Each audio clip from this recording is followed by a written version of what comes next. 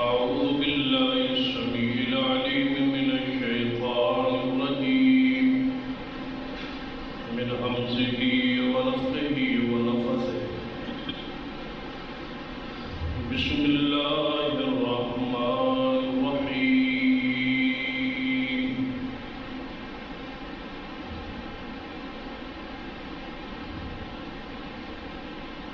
والسابقون الأولون من المهاجرين والأنصار والذين اتبعوهم بإحسان رضي الله عنهم ورضوا عنه وأعد لهم جنات تجري تحتها الأنهار خالدين فيها أبدا ذلك الفوز العظيم رب اشرح لي صدري ويسر لي أمري واحلل عقدة من لساني يفقهوا قولي رب زدني علما سبحان ربك رب العزة عما يصفون وسلام على المرسلين والحمد لله رب العالمين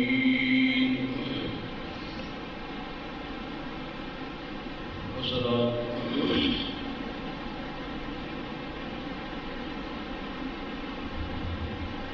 18 ذی الحج کو شہادت ہے سیدنا عثمان رضی اللہ تعالی عنہ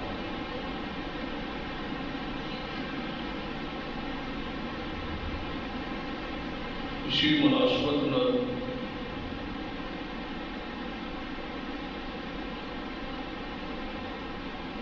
آج ملک بھر کے اندر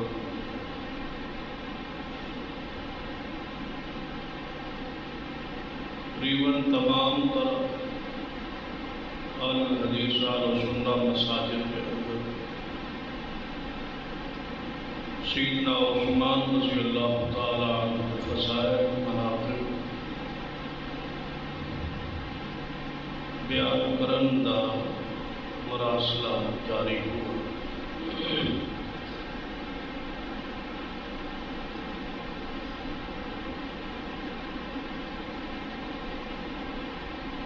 کیونکہ اس دن اندر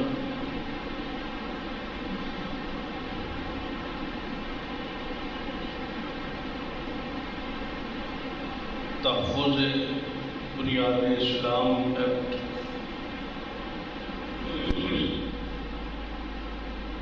جس کے اندر سفر کائنات محمد رسول اللہ صلی اللہ علیہ وسلم کی حرمت اور اصحاب رسول اور اہل بیت اعظام کی حرمت اور شان کے تحفظ لی بنیادی چیزاں قانون کا حصہ بنایا کی کوشش جاری ہے تاکہ فرقہ واریت اختلافات کے اندر کمی ہو سکے اور پوری امت یا پورا ملک جو ہے ایک بات میں اکٹھا ہو سکے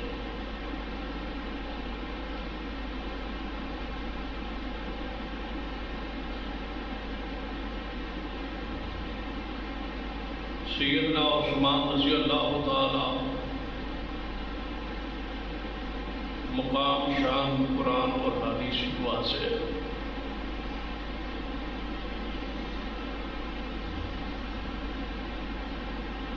قرآن پاک جتنی بھی آیات کے اندر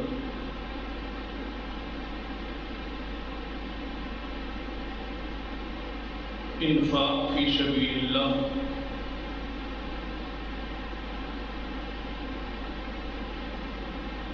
نشان اور مقام اور فضیلت منقبت بیان ہوئی ہے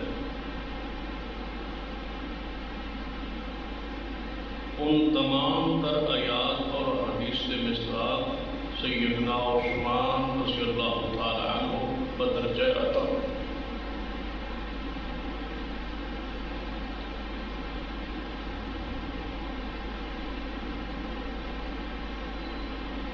سیدنا ابو بکر رضی اللہ تعالی عنہ بعد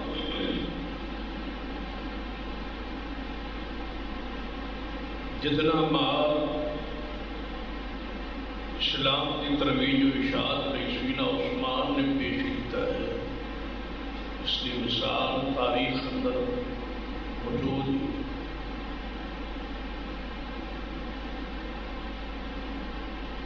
گویا آپ موشن اسلام میں، موشن دین و ملت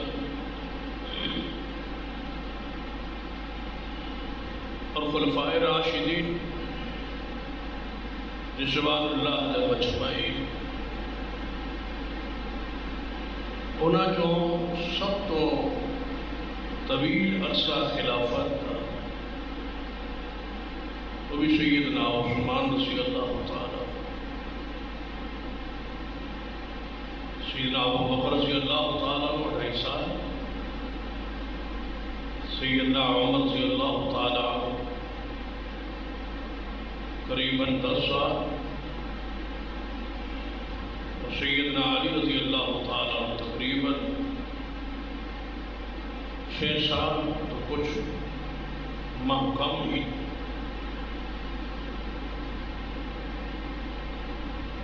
لیکن سیدنا عثمان رضی اللہ تعالیٰ عنہ عرصہ خلافت 12 سال.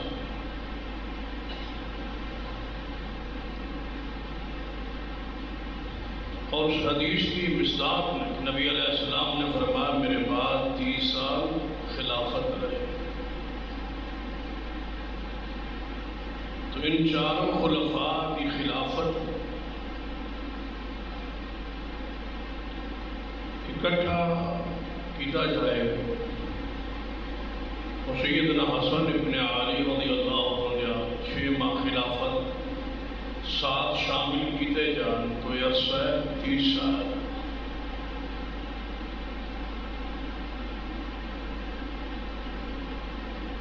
سیدنا عثمان رضی اللہ تعالی، سیدنا ابو بکر عمر رضی اللہ تعالی عنہما کے بعد اس امت کا تیسرا افضل ترین شخص ہونے کا مقام حاصل.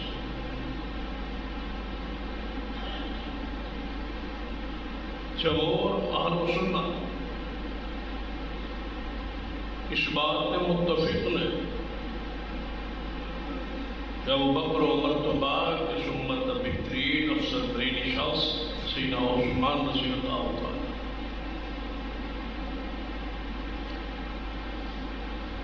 آپ کو یہ شرف حاصل ہے کہ آپ ذوالنورین، کہ آپ کے گھر محمد رسول اللہ صلی اللہ علیہ وسلم دی یکے بعد دیگرے 2 بیٹیاں، سیدہ رقیہ اور سیدہ ام کلثوم رضی اللہ تعالی عنہما. آپ بنو امیہ خاندان کے پہلے چشم و چراغ نے جو اسلام لیا اور سیدنا ابو بکر رضی اللہ تعالیٰ عنہ کی دعوت پہ اسلام قبول کی.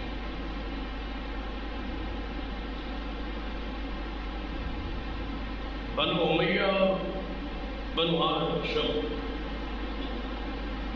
مکے اندر بہت 2 قبیلے سے،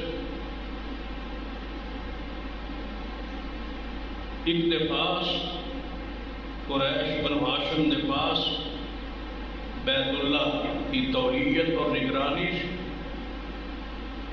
سیادت اور قیادت اور سیاست حکمرانی بنو امیہ کو حاصل ہے. بیت اللہ کی تولیت نگرانی کی وجہ تو شرف بنو ہاشم کا حاصل،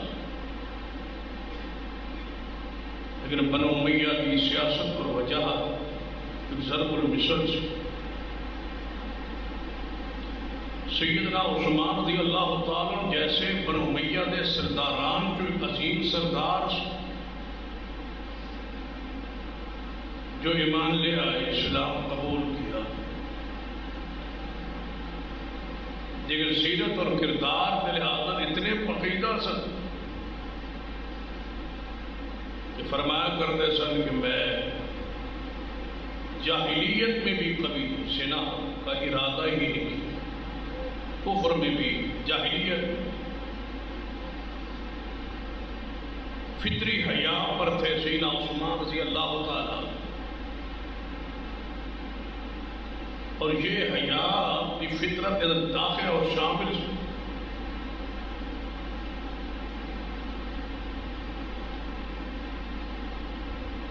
بنو امیہ کوئی عام خاندان و قبیلہ نہیں ہے، پانچویں پشت پہ اپنے مناف پر محمد رسول اللہ صلی اللہ علیہ وسلم کے ساتھ جڑ جائے۔ امیہ اور ہاشم بھائی نے اور بیٹے نے اپنے مناف،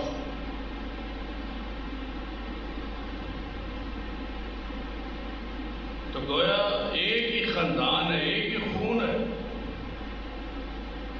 یہ جو تقسیم دماغ اور ذہن پا دی گئی ہے کہ شاید یہ کوئی اور لڑی ہے یا کوئی اور خاندان ہے، کوئی ایسی بات۔ سیدنا امیر معاویہ رضی اللہ تعالیٰ، سیدنا ابو سفیان رضی اللہ تعالیٰ، یہ باپ بیٹا بنو امیہ،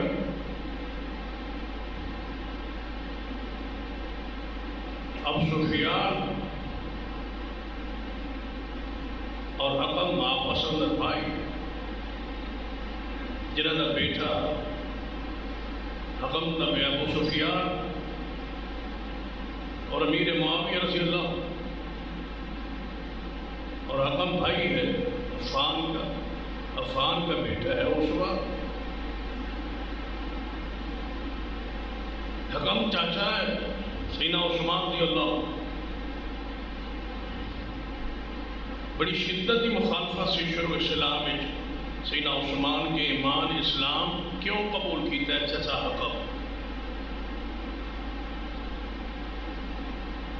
تو بنو امیہ کے اسلام داخل ہی سیدنا عثمان رضی اللہ عنہ کے ذریعے ہرقل کے پاس جانا، کون تھا وہاں سربراہ؟ ابو سفیان۔ شام کا قافلہ جس نے روکن لی مصطفیٰ بدری تشریف لائے سن، کون تھا سردار؟ ابو سفیان۔ تو اس خاندان میں خاص اور مقام حاصل ہے۔ تو سیدنا عثمان رضی اللہ تعالیٰ کا ذکر خیر۔ ایک اور بات جو شروع اندر مسئلے کو سمجھان لی آسانی ہو جائے کہ جو ایکٹ پاس ہوا یا چل رہا ہے تیرے پاس پنجاب اسمبلی، اس ایکٹ کی منظوری کے بعد ایک مرحلہ باقی ہے، گورنر پنجاب دستخط کرن گے، قانون کا حصہ بنے گا۔ دستخط نہیں ہوں گے سرد خانے چلا جائے، لیکن اس پر فریق مخالف کو اعتراض یہ ہے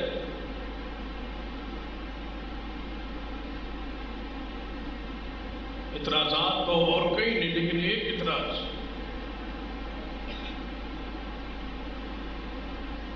کہ ہمیں مجبور کیا جا رہا ہے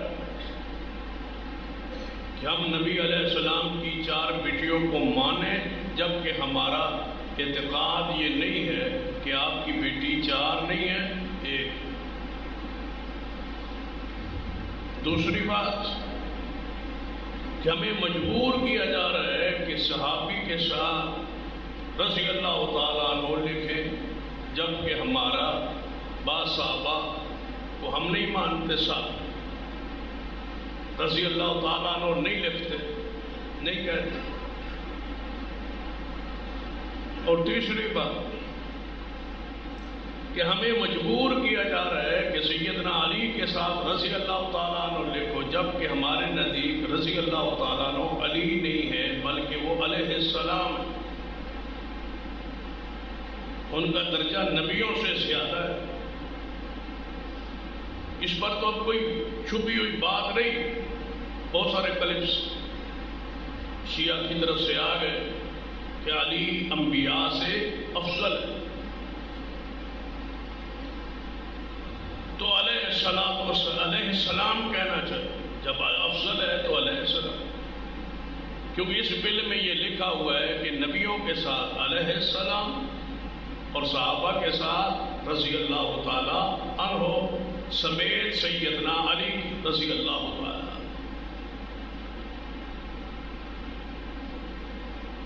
اعتراض یہ ہے کہ علی اونچے درجے پر ہے، علیہ السلام کے درجے پر، نبیوں کے درجے پر، رضی اللہ تعالیٰ عنہ یہ چھوٹا لقب ہے، یہ سیدنا علی کی شان کے مطابق نہیں۔ یہ بات الگ ہے یا نہیں، لیکن تقسیم واضح ہو گئی کہ علی علیہ السلام ہے اور صحابہ کون ہے؟ رضی اللہ تعالیٰ عنہ۔ یہ تقسیم کر دی انہوں نے کہ علی رضی اللہ تعالیٰ عنہ سے اونچے درجے پر ہے، وہ علیہ السلام ہے۔ اس فہم، اس سمجھ، اس ضابطے، اس قانون کے تحت میں یہ بات کہنے پر حق رکھتا ہوں کہ اگر سیدنا علی رضی اللہ تعالیٰ عنہ علیہ السلام کہنا ہے ان کو، اور نبیوں کے برابر سمجھنا ہے یا ان سے اعلیٰ سمجھنا ہے، اور رضی اللہ تعالیٰ عنہ والی جتنی آیات ہے جن میں صحابہ کو رضی اللہ عنہ کہا گیا اس میں علی شامل داخل نہیں ہے، تو پھر تو آسانی ہو گئی ہماری کہ جس آیت رضی اللہ تعالیٰ کی خبر آئے گی اسی سمجھا گے کہ اس دے وچ سیدنا علی نہیں بلکہ یہ کون ہے؟ محمد مصطفیٰ کے دوسرے صحابہ۔ پہلے تو اس طرح ہوتا سی نا، جدو اسی آیت پڑھتے سا صحابہ کی تعریف شان مقام مہاجرین کی شان میں، دیگر صحابہ کی شان میں، تو کہتے اس سے مراد تو سیدنا علی ہے۔ اب تقسیم ایک اور کر دی انہوں نے کہ علی علیہ السلام ہے رضی اللہ تعالیٰ عنہ، یہ ان کی شان کے مطابق جملہ نہیں، لہذا اس تقسیم تو یہ بات واضح ہو گئی کہ جس آیت رضی اللہ تعالیٰ عنہ آئے گا اس تو مراد پھر صحابہ کرام ہی ہوں گے۔ علی رضی اللہ تعالیٰ تو چلے گئے اوپر والے درجے علیہ السلام کے درجے پر، پھر قرآن پاک وہ آیات موجود نے جہاں رضی اللہ تعالیٰ عنہ، رضی اللہ تعالیٰ عنہ بھی تلاش کرنا پڑے گا نا، پھر کون ہے رضی اللہ تعالیٰ عنہ جن کے بارے میں خبر قرآنی ہے، اور یہ جملہ خبریہ ہے، اس میں خبر ہے رضی اللہ تعالیٰ عنہ، رضی اللہ تعالیٰ عنہ، اس کا معنی کیا ہے کہ یہ خبر ہے۔ مثلا آپ جدو بھی تسی صحابی رسول کا نام لوگے کہو گے سیدنا ابو بکر، ساتھ کہو گے رضی اللہ تعالیٰ عنہ، تو معنی کیا بنے گا؟ ابو بکر وہ ہے جس پر اللہ راضی ہے۔ یہ معنی ہے نہیں کہ ابو بکر اس پر اللہ راضی ہو، یہ نہیں ہے معنی۔ معنی یہ ہے کہ رضی اللہ تعالیٰ عنہ اس پر اللہ راضی ہو چکا، اور وہ اللہ سے راضی، ورضوا عنہ، وہ اللہ سے راضی، اللہ ان سے راضی ہو چکا ہے۔ خبر ہے، وضاحت ہے قرآن کہ اللہ ان سے راضی ہے، راضی ہے۔ ہن تسی دسو جدو قرآن کی آیت پڑھو وہ میں صحابہ کرام کا ذکر آئے گا کہ اللہ کی رضا کی خبر آئے گی، اللہ ان سے راضی ہے، تو پھر بات کیا رہے گی؟ پھر اس پر تنقید، تان، تشریح کیسے جائز ہوگا جس کے بارے میں خبر ہوگی کہ اللہ اس سے راضی؟ اور یہ قیامت تک آیات پڑھی جا رہی، اور اس پر بھی شرف ہے۔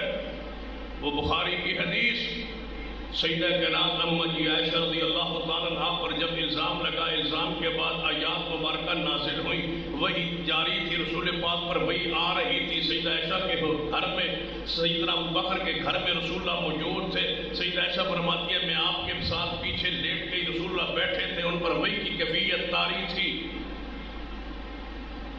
مجھے یقین تھا کہ وہی آ رہی، لیکن مجھے اتنا یقین نہیں تھا کہ میرے بارے میں قرآن کی آیات نازل ہوں گی جو قیامت تک تلاوت ہوں. میرا خیال تھا خواب آئے گی رسول اللہ، جب اللہ ایسا منظر دکھا دے گا، لیکن میں نہیں سی پتا کہ میرا شان یہ ہے اللہ کے ہاں کہ قرآن کی آیتیں نازل ہوں گی میری شان میں، میری طہارت پاکیزگی میں، جو قیامت تک تلاوت ہوں گی. اس کا مطلب ہے یہ شرف ہے کہ قرآن میں وہ ایسے ذکر آ جائے، تعریف توصیف جس کا تلاوت قیامت تک جاری رہے. تو اصحاب رسول کے بارے میں ایسی آیات قرآن پاک میں موجود ہے جن کی تلاوت جاری، جس میں تعریف ہے، توصیف ہے، رضا الہی کی خبر ہے. جب خبر آ جائے پھر تو باقی بات کچھ رہ ہی نہیں جاتی. جب اللہ کی طرف سے خبر آ جائے کہ اللہ ان سے راضی ہے. ذرا قرآن پاک کی انہیں آیات پہ غور کیجیے اور سیدنا عثمان رضی اللہ تعالیٰ عنہ کے مقام، شان، فضیلت، عظمت نو ان آیات کی روشنی سمجھی. قرآن پاک کے الفاظ فرما الذین آمنوا وہاجروا وجاہدوا فی سبیل اللہ، الذین آمنوا وہاجروا وجاہدوا فی سبیل اللہ باموالہم وانفسہم اعظم درجۃ عند اللہ. اللہ پاک فرماتے ہیں وہ لوگ جڑے ایمان لے آئے، الذین آمنوا جو ایمان لے آئے. کوئی شک ہے عثمان کے ایمان لانے میں؟ ساری دنیا مانتی ہے، اپنے برائے مانتے ہیں کہ ایمان کو لے آئے. الذین آمنوا جو ایمان لائے، وہاجروا اور ہجرت کی، ایمان بھی لے آئے اور ہجرت بھی کی.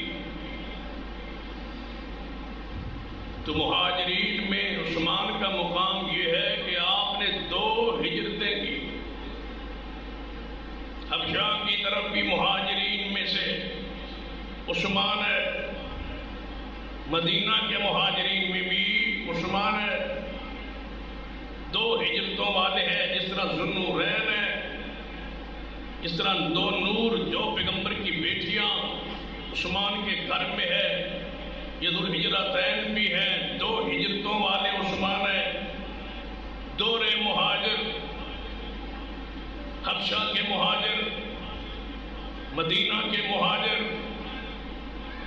جب رسول اللہ کی بیٹی اور سیدنا عثمان داماد رسول حبشہ کی ہجرت پر نکلے تھے تو رسول اللہ نے فرمایا تھا یہ پہلا جوڑا ہے میرے بابا ابراہیم کے بعد. جس طرح ابراہیم و سارہ علیہ السلام نے ہجرت کی تھی، یہ ان کے بعد پہلا جوڑا ہے میری بیٹی کا اور میرے داماد عثمان کا، جو اللہ کی راہ میں ہجرت کر کے جا رہا ہے. جو اکاری ہجرت کرے وہ ہاجروں کے اندر داخل ہے، جو دوہری ہجرت کرے وہ ہاجروں کے اندر داخل کیوں نہیں ہے؟ کوئی ایسا قرینہ، کوئی کنایا، کوئی استثناء، کوئی اشارہ ملے جس میں یہ لکھا ہو کہ عثمان ہجرت میں شامل نہیں ہے؟ دنیا کی کوئی کتاب جس سے یہ ثابت کیا جا سکے کہ عثمان داخل و شامل نہیں ہے؟ جب عثمان مہاجر ہے اور دوہرا مہاجر ہے تو پھر اس آیت سے عثمان کو باہر نکالیں گے کیسے، خارج کیسے ہوں گے؟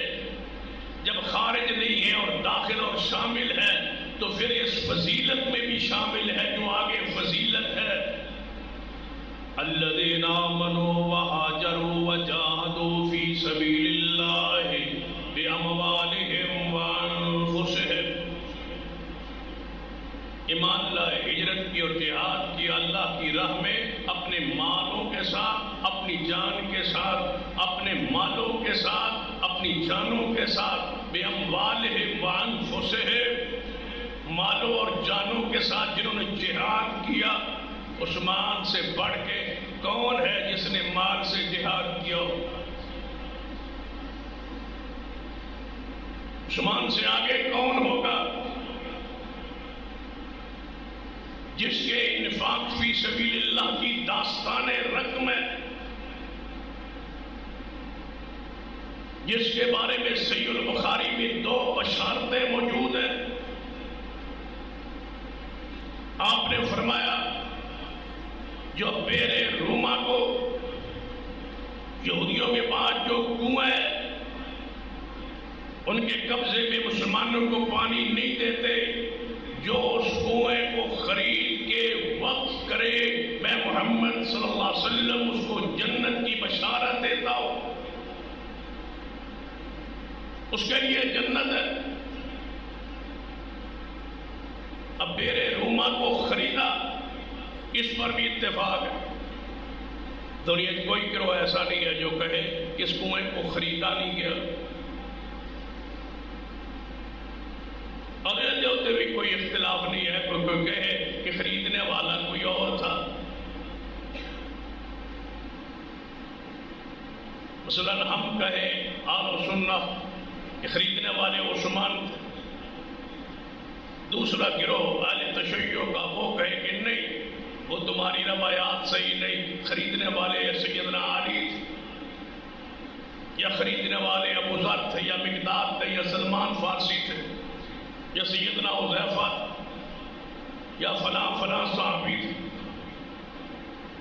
ساری دنیا ایک ہی نقطے پر متفق ہے کہ اس کنویں کو خریدنے والے عثمان تھے۔ جب تھے ہی عثمان اور اکیلے تھے، کسی کو اس صدقے میں شریک نہیں کیا کہ آؤ 2 مل کے 4 مل کے خرید لیتے ہیں، خریدا خود، وقف کیا خود، خرید کے حق ملکیت بھی قائم نہیں رکھا عثمان نے۔ یہاں تو کوئی کنواں کھودتا بھی ہے، لگاتا بھی ہے تو اوپر تختیاب نہیں لا، ملکیت میری، کیا فلاں نے،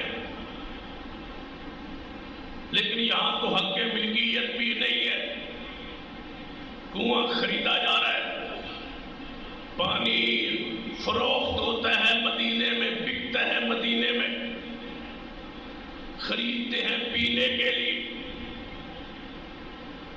کاروبار کا مناسب موقع ہے، ساڑھے اور کات ہو تو بندے، چینی کی کات، کمی ہو قلت ہو، آٹے کی قلت، راشن کی قلت ہو، ہم اور چیز چھپاتے ہیں تاکہ مہنگی بکے، موقع ہے پیسے کمانے۔ اگر بحران کی صورت نظر آ رہی ہو پہلے خرید لیتے ہیں کہ آگے بحران آ رہا ہے۔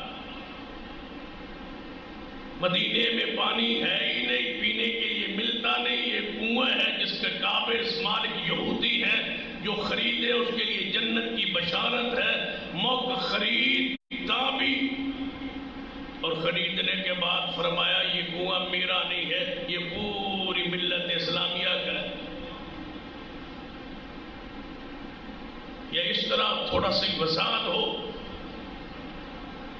تاکہ بات نکھرے اور دلوں تک پہنچ بھی۔ اتفاق ہے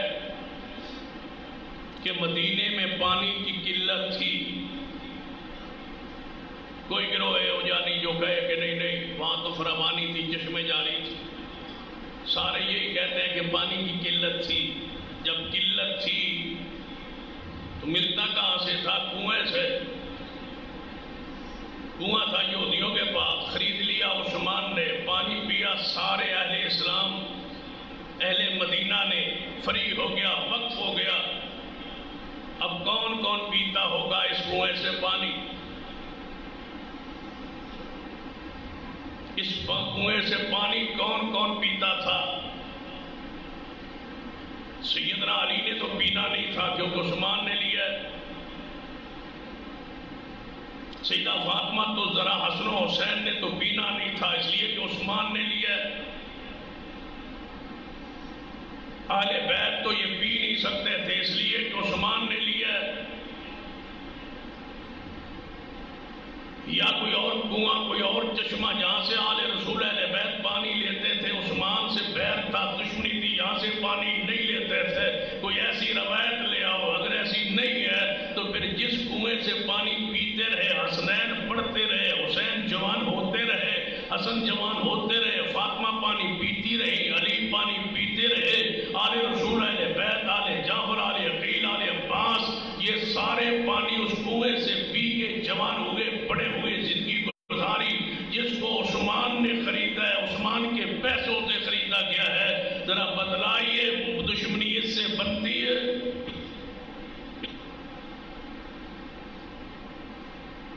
تھوڑے سے کنویں کے اندر جو گھونٹ پانی کے پیالے مشکیزیں بھرے گئے، جنہوں نے پیا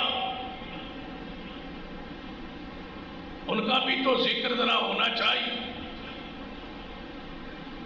وَجَاهَدُوا فِي سَبِيلِ اللَّهِ بِأَمْوَالِهِمْ وَأَنفُسِهِمْ، مال سے، جانوں سے جہاد کیا جنہوں نے۔ عثمان سے بڑا مالی جہاد کرنے والا کون ہے؟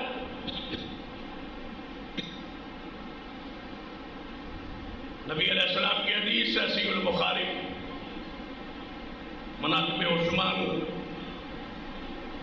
کی ابواب میں لے آئے امام بخاری رحمہ اللہ، جیش الاسرہ کے بارے میں۔ پہلا یہ مارکا تھا غزوہ تبوک، کیسر روم کے خلاف۔ یہ پہلا بین الاقوامی انٹرنیشنل مارکا تھا۔ بدر ہوں، احد ہوں، خندق ہوں، یہ مقامی مارکے ہیں۔ یہ اہل مکہ چڑھ دوڑے تھے، یہاں آ گئے تھے، دفاعی جنگیں تھیں، دفاعی غزوات تھے۔ پہلا اپنی سلطنت کی حیثیت سے، حاکم کی حیثیت سے دوسرے ملک پر چڑھائی اور اسلام کی دعوت لے کے مصطفیٰ تبوک کی طرف بڑھنے لگے۔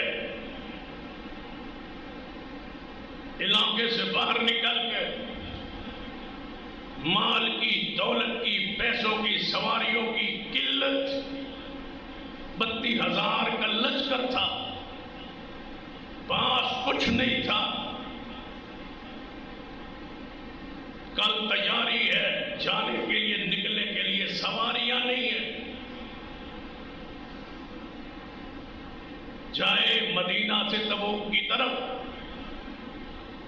اس سفر کا تعین کرے، پھر جا کے ایسی آیات و حدیث سمجھ آتی ہے کہ کیسے سفر کیا ہوگا محمد رسول اللہ صلی اللہ علیہ وسلم۔ سیرت کو اور تفسیر کو اگر مطالعہ میں لا کے پھر ان علاقوں کو دیکھا جائے، کہاں سے چلے کہاں آئے، پھر تفسیر سمجھ آتی۔ سننے اور پڑھنے اور دیکھنے میں فرق۔ نبی علیہ السلام کے سفر کو پڑھیے اور اس تنگی تکلیف کو، جس کو قرآن اسرا کہتا ہے کہ تنگی والا لشکر، تنگی والا جہاد، تنگی والا سفر تبوک کا تھا۔ کل 32,000 جماعت کو لے کے نکلنا ہو اور آج پیسہ نہ ہو، بتاؤ امام کی، قائد کی حالت کیفیت دل کی کیا ہو؟ تو رسول رحمت منبر پہ چڑھے اور فرمایا میرے صحابہ کل تیاری ہے، نکلنا ہے، لیکن محمد مصطفیٰ کے پاس کچھ نہیں۔ کون ہے جو اس لشکر کی تیاری کے لیے مال لے آئے؟ میں محمد اسے جنت کی بشارت دیتا ہوں۔ گئے ابو بکر گھر کا سارا سامان لے آئے، یہی موقع تھا۔ گئے عمر گھر کا آدھا سامان لے آئے۔ کچھ باتیں ایسی ہے جو ہمارا ایمان اجازت نہیں دیتا کہ ہم کہیں۔ اس لیے کہ صحابہ ہمارا ایمان ہے اور اہل رسول بھی ہمارے لیے ایمان ہے. وگرنہ اصحاب رسول کی عزت احترام و اکرام پر یہ نہیں ہے کہ ان کی تعریف توصیف کرتے کرتے ہم اہل رسول کے ساتھ بغض کا اظہار کریں یا ایسے جملے بول بیٹھے جس سے ان کی شان کے خلاف کوئی بات محسوس ہو، بدبو آئے. ہم تو ایسے الفاظ کا استعمال بھی کفر سمجھتے ہیں جن الفاظ سے اہل رسول کی عزت پر حرف آتا ہو. لیکن دوسرے فریق کے لیے آسانی ہے اس لیے کہ ان کی زبانیں بے لگام ہے اور دل سیاہ. ختم اللہ علی قلوبہم وعلی فمہم وعلی ابصارہم، پردے ہیں ان کے دلوں پر، مہریں لگی ہوئی ہے. جس کے خلاف زبان کھولنا چاہے ان کا مذہب اجازت دیتا ہے کہ بولو، جتنا بول سکتے ہو بولو. نبوت کے خلاف بھی، رسول اللہ کی ازواج کے خلاف بھی، رسول اللہ کی بیٹیوں کے خلاف بھی، رسول اللہ کی جماعت کے خلاف بھی، خلیفہ بلا فصل کے خلاف بھی، سیدنا عمر و عثمان کے خلاف، طلحہ و زبیر کے خلاف، سعد و سعید کے خلاف، عبد الرحمن بن عوف کے خلاف کوئی ایسی شخصیت ہے جو بے لگام زبانوں سے محفوظ ہو؟ جہاں نبوت کی رسول کی بیٹیاں محفوظ نہیں ہے وہاں اصحاب کی کیا حیثیت. اور کدے کدے میں اپنے جذبات کا اظہار اس طرح بھی کی تک کہ مزہ آ گیا ہے تمہیں رسول اللہ کو ماننے کا. ایک مولوی اور معمولی مولوی، اس کے بارے میں کوئی بندہ اپنے الفاظ بیان کرے محلے کہ ساڈا مولوی ہے ماشاءاللہ، وہ بیویاں ٹھیک نہیں، ساڈا مولوی ہے ماشاءاللہ، ساڈا خطیب ہے اور خطیب ہے کمال خطیب ہے، لیکن وہ بیٹیاں ٹھیک نہیں، سسرال بھی ٹھیک نہیں، وہ دماغ بھی بڑے گندے. تو بندہ کہے گا وہ کمال تھوڑا مولوی ہے جی بیویاں بھی ٹھیک نہیں، بیٹیاں بھی ٹھیک نہیں، رشتہ دار بھی ٹھیک نہیں، کمال تعریف ہے. مزہ آ گیا ہے تمہیں رسول اللہ کو ماننے کا کہ رسول بھی مانتے ہو، بیویاں بھی ٹھیک نہیں، بیٹیاں بھی ٹھیک نہیں، صحابہ بھی ٹھیک نہیں، جماعت بھی ٹھیک نہیں، سسرال بھی ٹھیک نہیں، رشتہ دار بھی ٹھیک نہیں. مزہ آ گیا کلمہ پڑھنے کا، دل سیاہ نہیں ہو گئے تو کیا ہے؟ یہ ہے تمہارا رسول جس کا کوئی رشتہ دار ٹھیک نہیں. ہمارے ہیں رسول جن کی بیویاں ہماری مائیں ہیں، جن کی بیٹیاں محمد مصطفیٰ کی بیٹیاں دنیا میں آخرت میں ادعوہم لآبائہم هو اقسط عند اللہ. انتخاب رسول پہ اعتراض، انتخاب وحی پر اعتراض. اتنے دل سے اتنی زبانیں بے لگام، نہ وحی کا احترام، نہ قرآن کا احترام، نہ آیات الہیہ کا احترام. قرآن پاک کی آیت پڑھ رہا ہوں سنیے. الذین آمنوا وہاجروا وجاہدوا فی سبیل اللہ باموالہم وانفسہم، وہ لوگ جو ایمان لے آئے، ہجرت کی، جہاد کیا اللہ کی راہ میں اپنے مالوں کے ساتھ اور اپنے جانوں کے ساتھ. فرمایا جو جیش الاسرہ، اس تنگی والے 32,000 لشکر کی تیاری میں جو کم پیسہ دے میں محمد جنت کی ضمانت دیتا ہوں. صدیق گئے، عمر بھی گئے ہیں، عثمان بھی گئے. آج تک میں نے نہیں سنا پڑھا کہ شیر خدا محبوب خدا سیدنا علی مرتضیٰ رضی اللہ تعالیٰ اٹھے اور تشریف لے گئے اور سامان لے آئے. کیوں نہیں لائے؟ کہ علی کے پاس دنیا کا پیسہ موجود نہیں ہے، مال موجود نہیں ہے. اگر ہوتا انما یرید اللہ لیذھب عنکم الرجس اہل البیت، اہل بیت کے دل میں دنیا کی چاہت محبت نہیں تھی، وہ سب کچھ پیش کر دیتے لیکن پیش نہیں کیا اس لیے کہ مال دنیا کا تھا نہیں، جن کے پاس تھا وہ جا رہے ہیں، وہ وجاہدوا فی سبیل اللہ باموالہم، مالوں سے جہاد کرنے والے، ان کو میں سے ابو بکر عمر عثمان کو نکالو گے کیسے؟ یہ تو جا رہے، مال لے آ رہے، تمہارا دعویٰ غلط ثابت ہو رہا ہے کہ یہ مال کمانے کے لیے اسلام میں داخل ہوئے، یہ تو مال لٹا رہے، لے نہیں رہے، جوڑ نہیں رہے۔ جوڑتا اس دن ہے جس دن موت آئی ہو، اس دن پتہ چلتا ہے یہ خلیفہ رہا، یہ مقام فلاں سیٹ عہدے منصب پہ رہا، اس کے اثاثے کتنے ہیں، ترکہ کتنا ہے، ترکہ تم پیش کرو۔ جب ابو بکر آئے تھے، ہم پیش کرتے ہیں کیا لائے تھے، جب رہے رسول اللہ کے ساتھ کیا کیا وقف کیا ہم پیش کریں، عمر کیا لائے تھے اثاثے، اسلام میں داخل ہوتے وقت کہاں کہاں خرچ کیا ہم پیش کریں، جب دنیا سے جانے لگے ترکہ جو چھوڑا وہ تم پیش کرو، تمہاری آنکھیں کھلے اور دل تمہارے اندر روشنی ہو۔ کیا تھا ترکہ اس صدیق کا؟ سیدہ عائشہ رو رہی ہے، فرمایا بیٹا رو کیوں رہی ہو؟ فرمایا آپ جا رہے ہیں، کفن گھر میں نہیں ہے اور کفن خریدنے کا پیسہ بھی نہیں ہے، یہ ترکہ صدیق ہے، کفن خریدنے کے لیے گھر میں پیسہ نہیں ہے۔ عمر فرما رہے ہیں بیٹا اتنا مجھ پہ قرض ہے، اگر آپ رشتہ دار مل کے ادا کریں تو ٹھیک، نہیں تو بیت المال سے اتنا لے کے میرا قرض ادا کر دینا۔ مقروض جا رہا ہے عمر، ترکہ پیش کرتے ہمیشہ کی یہ جداد ریاستیں بنائی ہیں ان اصحاب نے۔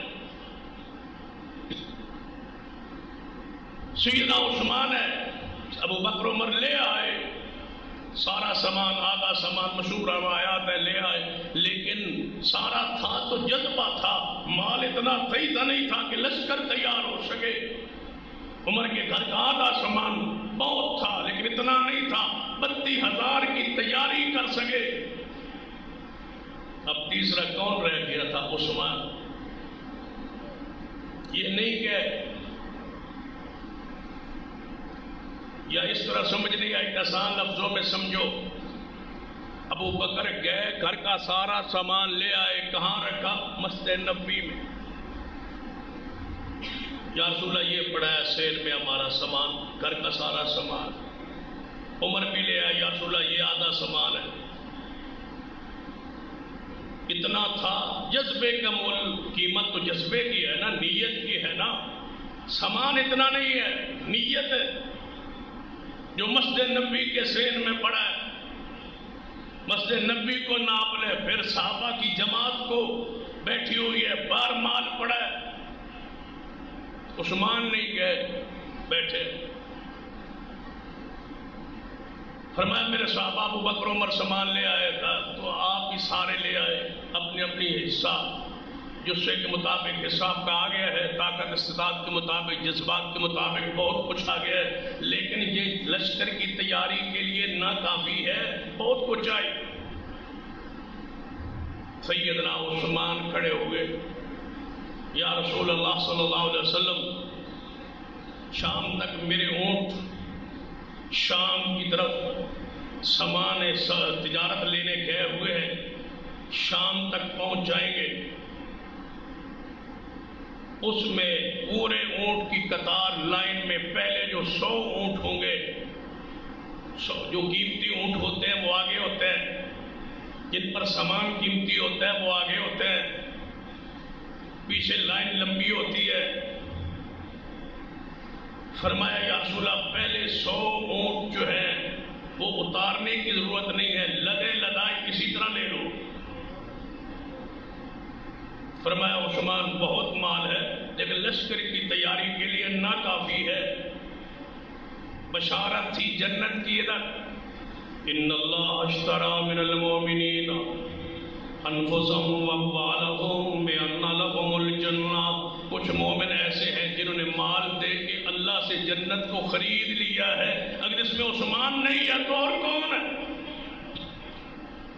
نام پیش کرو جس نے مال دے کے جنت کو خریدا ہے. اس خریدار کا نام پیش کرو جو عثمان سے آگے ہو، عثمان سے بڑا ہو انفاق میں، اس کا نام پیش کیجیے. نہیں ہے تو پھر عثمان کا احترام تو کیجیے، اس موشن کو یاد تو رکھیے. فرمایا عثمان مال بہت دیا تو نے، لیکن لشکر کی وقت کی ضرورت کے مطابق ناکافی ہے. فرما محبوب جی 100 اونٹ اور لے لیجیے. فرمایا ابھی بھی عثمان تھوڑا ہے. فرمایا 100 اونٹ لے لیجیے. جو 300 دے رہا ہے اس کے ہوں گے کتنے؟ سامان سمیت دے رہا ہے، لدے لدائے غلے، اناج، دیگر سامان. صرف غلہ نہیں آتا تھا، سارے ساز و سامان راشن آتے تھے، کپڑے لباس آتے تھے. جب پورا لجنہ وفد جاتا تھا تاجار کا، سارا سامان لے آتے تھے مدینہ کی منڈی میں پورا مال بیچنے کے لیے. فرمایا 300 اونٹ، بعض روایات میں 700 اونٹ. پھر نبی پاک نے فرمایا یہ تو سامان کے اونٹ تو کافی ہو گئے، عثمان کچھ نقدی چاہیے. عثمان نے نقدی پیش کی، سینے، سونے، چاندی کے سکے. یا رسول اللہ وہ لے لیجیے. جب اس میں بھی عثمان نے انتہا کی، پھر ممبر پہ نواب کھڑے نہیں رہے، پھر ممبر سے نیچے اتر آئے، صفوں کو چیرتے ہوئے عثمان کے پاس پہنچ گئے. عثمان اٹھ کھڑے ہوئے، محبوب نے جب بھی ڈال لی اور فرمایا مادر عثمان معامل بعد اليوم. اے عثمان اور صحابہ سن لو، آج کے بعد عثمان کوئی غلطی کر بیٹھے تب بھی اس کے نام اعمال میں اس غلطی کو نہیں لکھا جائے گا، اس کو کوئی گناہ غلطی نقصان نہیں پہنچائے گی. عثمان پھر بھی جنت میں جائے. اس کے بعد کون سی اخلاقی وجہ رہ گئی ہے کہ ہم عثمان کو برا کہے؟ اتنے 100 سال بعد کہیں رضی اللہ تعالیٰ عنہ ہم نہیں لکھتے عثمان. اللہ کرے نہ لکھو. یہ ہاتھ اتنے ظالم بدبخت ہے، مار مار کے سینوں کو اتنے ذلیل ہو چکے ہیں، یہ اس قابل نہیں ہے کہ عثمان کا نام لکھے اور رضی اللہ تعالیٰ عنہ لکھے.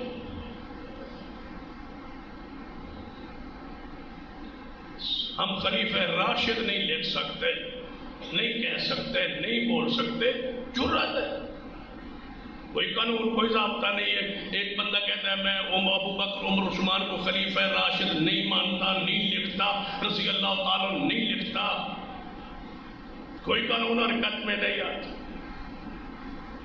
قرآن کے الفاظ یہ جو ہجرت کرنے والے، جہاد کرنے والے مال جان کے ساتھ، اللہ ان کو دیا کیا ہے؟ یا اللہ کوئی ہدیہ ہے کیا؟ رتبہ ہے. اعظم درجۃ عند اللہ، اعظم درجۃ عند اللہ. اللہ فرماتے ہیں انہاں دا بہت بڑا درجہ ہے عند اللہ. دنیا جو کہتی رہے، جو بد زبانیں کہتی ہیں کہتے رہے، سیاہ دل والے جو سوچتے ہیں سوچتے رہے. اعظم درجۃ عند اللہ واولئک هم الفائزون. اللہ فرماتا ہے ان کا درجہ میرے ہاں بہت بڑا ہے اور میں رب کہتا ہوں کہ یہ کامیاب بھی ہے. اور آگے فرمایا یبشرہم ربہم برحمت منہ. اللہ خوشخبری دیتا ہے انہوں اپنے رب والوں خوشخبری ہے انہاں واسطے کہ اللہ انہاں دے رحمت کرے گا. ورضوان، ان کے لیے خوشخبری ہے رحمت کی اور خوشخبری ہے ورضوان کی کہ اللہ ان پر راضی ہے. یہ ہے رضی اللہ تعالی عنہ، اللہ ان پر راضی ہے. اب اس تقسیم پہ غور کیجئے. تم کہتے ہو علی رضی اللہ تعالی عنہ کے اوپر درجے پر ہے، وہ علیہ السلام ہے، وہ رضی اللہ تعالیٰ عنہ نچلا درجہ ہے جن پر اللہ راضی ہم پڑھتے تھے تم کہتے تھے اس میں تو علی ہے. اب علی علیہ السلام کی لڑی پر میں چلا گیا, اس پر تسبیح میں چلا گیا. یہ جناب نبوت سے تم نے کہا اعلیٰ افضل ہے علی, علی نبیوں کے برابر ہے نعوذ باللہ. سن لیجئے ہمارا عقیدہ, انبیاء دنیا کے بہترین شخصیات ہوتے ہیں. انبیاء کرام کا کوئی شخص صحابی رسول عظمت میں شان میں درجے میں مقابلہ نہیں کر سکتا. جو نبیوں کے برابر امتی کو کہتا ہے یہ کفر صریح کفر ہے. سیدنا علی کا بہت بلند مقام ہے, بہت درجہ ہے, لیکن نبوت کے برابر نہیں ہے. سارے نبیوں سے افضل صرف کائنات کے امام جناب محمد صلی اللہ علیہ وسلم ہے. لیکن تمہارے مفروضے کے مطابق علی نبیوں سے افضل ہے, وہ علیہ السلام ہے. تو اب راستہ صاف ہو گیا. یہ رضی اللہ تعالیٰ عنہ جن پر اللہ راضی ہو چکا, جن پر رحمت الہی آ چکی, جو جنت کے حقدار بن چکے, یہ ہے رضی اللہ تعالیٰ عنہ. معاملہ صاف ہو گیا. اب اس میں کون پھر داخل ہے؟ فاطمہ بھی علیہ السلام ہے, حسن بھی علیہ السلام ہے, حسین بھی تمہار نزدیک علیہ السلام ہے. وہ اوپر درجے پہ چلے گئے. اب رضی اللہ تعالیٰ عنہ کے لیے راستہ تو بالکل متعین ہو گیا کہ جن پر راضی ہے وہ ابو بکر ہے, جن پر اللہ راضی ہے وہ عمر ہے, جن پر اللہ راضی ہے وہ عثمان ہے. ہمارے نزدیک رضی اللہ تعالیٰ عنہ سے بڑا درجہ اور مخلوق انبیاء کے بعد نہیں ہو سکتا. اس لیے کہ حدیث ہے بخاری میں, جب اہل جنت میں جائیں گے رب پوچھے گا میری جنت کیسی لگی. اہل جنت کہیں گے اللہ جی بڑی پیاری. فرمایا کچھ اور چاہیے؟ اللہ جی اور کیا چاہیے, ہمیں سب کچھ مل گیا, حوریں مل گئی, غلمان مل گئے, محلات مل گئے, پھل مل گئے, ہر نعمت جنت میں مل گئی, ہمیں اور کیا چاہیے؟ اللہ فرمائے گا سب سے بڑا انعام کرنے لگا ہوں, جنتیوں خوش ہو جاؤ کہ میں تم سے راضی ہوں, میں آج کے بعد تجھ سے ناراض نہیں ہوں گا. یہ جنت کی آخری سب سے رضوان من اللہ اکبر, یہ سب سے بڑی کامیابی ہے, یہ سب سے بڑی رحمت ہے کہ رب کہہ دے میں ناراض نہیں ہوں گا اہل جنت کو. اب مفسرین نے تقسیم اس طرح کی ہے کہ جہاں سے اہل جنت میں جانے والے لوگ, رب کا دیدار کرنے والے لوگ, رب کی رضا لینے والے لوگ, ان کا آخری درجہ, آخری مقام, آخری نعمت جنت میں ملے گی کہ اللہ ان سے راضی ہو جائے گا. جو جنتیوں کو آخر میں نعمت جنت میں ملے گی وہ نعمت اللہ نے دنیا میں محمد کے سارے صحابہ کو دے دی ہے کہ اللہ ان پر راضی ہو چکا. اللہ فرماتا ہے وہ جنت میں آگے اللہ نے مور ایسی لگی, فرمایا خالدین فیہا ابدا, فرمایا اس جنت میں کہ ہمیشہ رہیں گے, ان کی نکالا نہیں جائے گا. جنت کو اصول ہے, جو داخل ہو گیا وہ ہو گیا. جہنم کا یہ اصول نہیں ہے. جہنم کا اصول یہ ہے کہ کافر مشرک بدعی ہمیشہ جہنم میں رہیں گے, باقی گناہگاروں کو سزا دے کے نکال لیا جائے گا. لیکن جنت کا اصول یہ ہے جو چلا گیا وہ باہر نہیں آئے. فرمایا خالدین فیہا ابدا, یہ ہمیشہ کے جنتی ہے. قرآن پاک کی دوسری آیت والسابقون الاولون من المہاجرین والانصار والذین اتبعوهم بإحسان رضی اللہ عنہم ورضوان, رضی اللہ عنہم ورضوان. اللہ فرماتا ہے سارے مہاجر جنہوں نے پہلے ہجرت کی, عثمان کب کا حبشہ پہنچ گیا ہے, رسول اللہ سے بھی پہلے ہجرت, صدیق سے بھی پہلے ہجرت, عمر سے بھی پہلے ہجرت, عثمان حبشہ ہے, حبشہ سے پھر مدینے آئے ہیں, مکہ سے نہیں آئے. مکہ سے حبشہ گئے, حبشہ سے ڈائریکٹ مدینہ پہنچے. عثمان السابقون الاولون من المہاجرین, پیغمبر نے ہجرت کی, بعد میں عثمان نے ہجرت کی پہلے حبشہ کی طرف. السابقون الاولون, صدیق نے پیغمبر کے ساتھ ہجرت کی، عثمان پہلے ہجرت کر گئے تھے، عثمان سے اور سیدنا عمر سے بھی پہلے